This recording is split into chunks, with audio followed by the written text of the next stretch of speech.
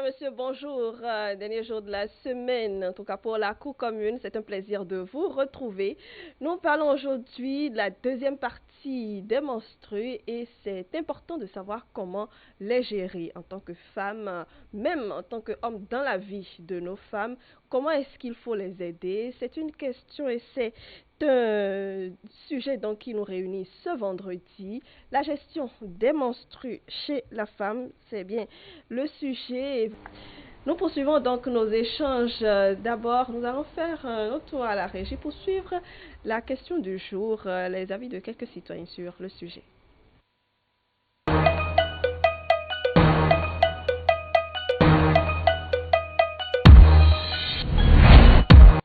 Je pense qu'il revient aux deux parents de parler des menstrues à leurs enfants, à leurs filles. Mais plus encore, la maman, puisque c'est elle est femme, elle en a l'expérience. Donc elle peut mieux conseiller la fille ou la jeune fille, elle peut mieux le conseiller, lui dire ce qu'il y a lieu de faire et comment le faire.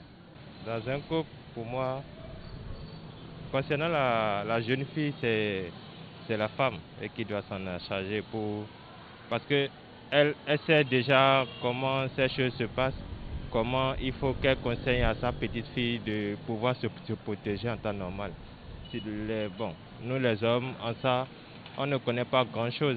Il y a des jeunes filles qui ne maîtrisent pas trop comment il faut gérer les menstrues.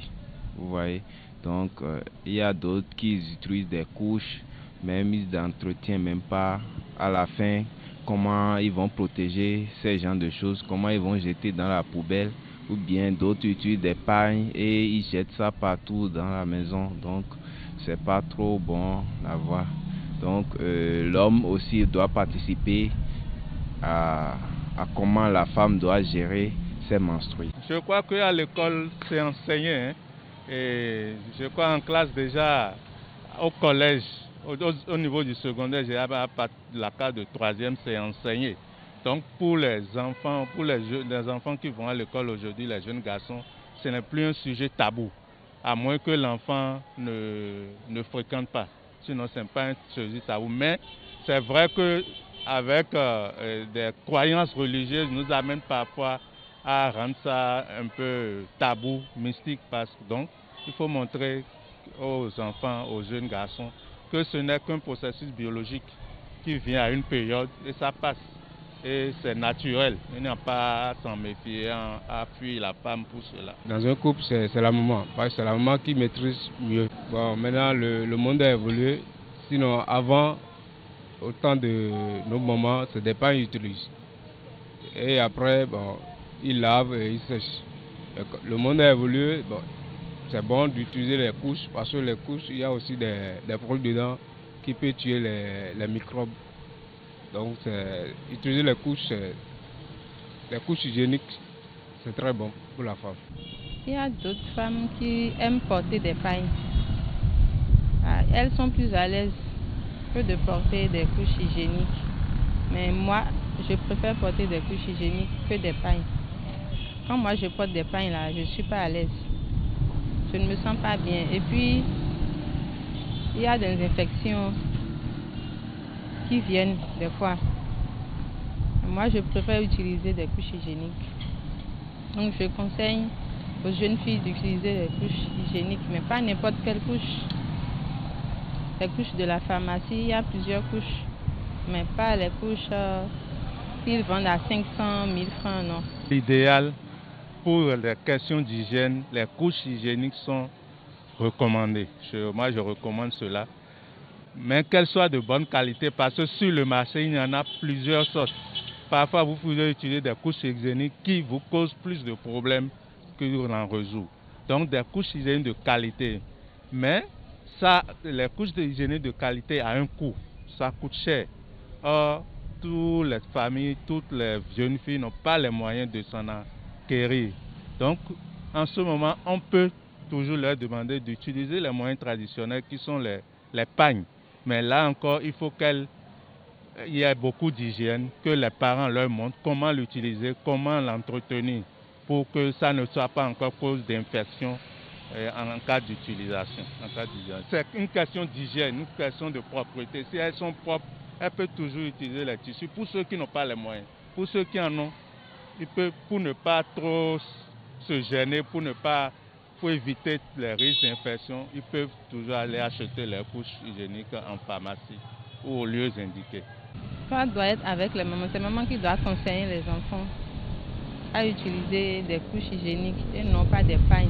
Ce que la mère doit donner comme conseil à sa fille, c'est chaque fois, après la toilette, d'essayer de se nettoyer et de changer chaque jour des sous-vêtements et d'essayer d'être propre.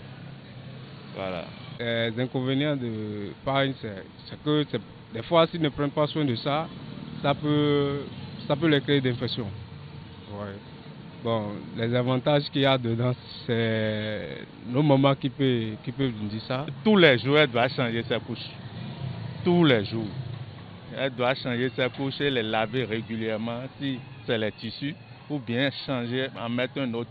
Et si le saignement est abondant en cours de journée, elle peut changer autant de fois pour se mettre à l'aise. Les pailles ne sont pas vraiment hygiéniques. Le mieux, c'est qu'elles utilisent les méthodes modèles qui viennent d'être sorties, comme les couches, quoi. On doit d'abord l'informer si elle est régulière ou irrégulière. Et l'apprendre à savoir calculer pour ne pas avoir ça inattendu. Donc déjà quand elle sait les jours, donc elle se contente à ça. Elle sait que de telle période à telle période, je peux avoir mon menstru facilement. Donc il faut que je sois avec mon couche pour ne pas avoir de problème. Les couches hygiéniques, je ne sais pas si c'est bon à la santé de la femme ou les pailles. Parce que anciens, lorsque nos mamans utilisaient des pailles, eux, ils savent bien entretenir. Vous voyez. Bon, par rapport aux couches hygiéniques là, je ne sais pas quel avantage ça a et quels sont les impacts. Vous voyez. Donc, je peux préférer les couches hygiéniques. Pourquoi? Parce que les pailles, les femmes n'arrivent pas à bien entretenir, comme nos mamans, eux, ils faisaient avant. Vous voyez. Bon, je peux préférer les couches hygiéniques. Il faut bien s'entretenir. Quand tu portes le matin, à midi, tu dois le changer. À 16h, tu changes encore une autre couche. Arrivé à la maison, tu dois aussi changer. Donc, il faut changer ça 4 fois par jour.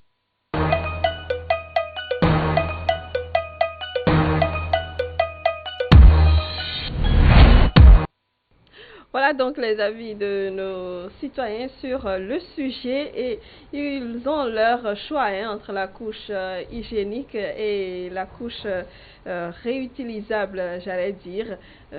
Docteur Félicien Edou, étant donné qu'ils ont aussi abordé les impacts que ça peut avoir, parce que beaucoup ne savent pas réellement quel impact cela peut avoir sur la santé et autres, qu'est-ce que vous pouvez nous en dire? D'accord. D'abord, je dirais pour les différentes méthodes que on a pu recenser, les moyens que les femmes utilisent, soit il y en a qui utilisent du coton, oui. Il y en a qui utilisent des pailles réutilisables, oui. Il y en a qui utilisent des couches jetables et hygiéniques, serviettes hygiéniques qui sont arrivées nouvellement, et il y en a dans certaines zones qui n'ont pas accès à toutes ces méthodes-là, qui utilisent des chiffons, ils coupent des chiffons, et ils mettent dans les sous des sous qui permet de recueillir les sangs.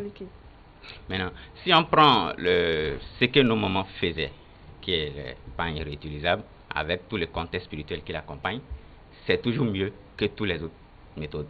Mais il y a un risque qui l'accompagne actuellement, parce que nos mamans ont un système de défense un peu plus résistant que nous, les jeunes d'aujourd'hui, encore moins la génération qui vient.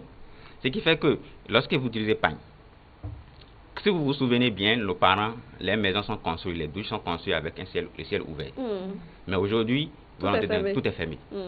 Il n'y a pas assez de soleil à la douche. Parce que nos mamans, quand ils lavaient les couches, là, ils pouvaient sécher dans leur douche tranquillement, le soleil frappe correctement et l'hygiène, tout est devenu nickel. Mais aujourd'hui, les gens préfèrent sécher les couches là dans les toilettes fermées, pas assez de soleil, ce qui augmente la culture des microbes dans ces différents pagnes.